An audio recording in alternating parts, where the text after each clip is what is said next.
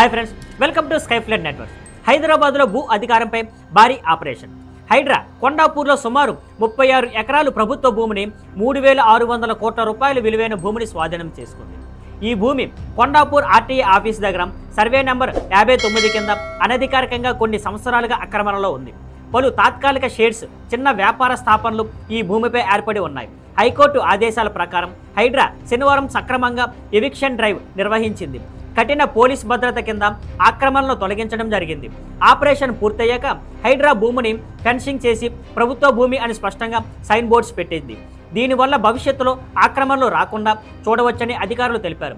ఈ చర్య రాష్ట్రంలోని విలువైన ఆస్తులను రక్షించడం మరియు హైదరాబాద్ వంటి వేగంగా అభివృద్ధి చెందుతున్న ప్రాంతాల్లో సరైన అర్బన్ ప్లానింగ్ మరియు డెవలప్మెంట్ ప్రోత్సహించడం కోసం తీసుకున్న చర్య అని అధికారులు పేర్కొన్నారు.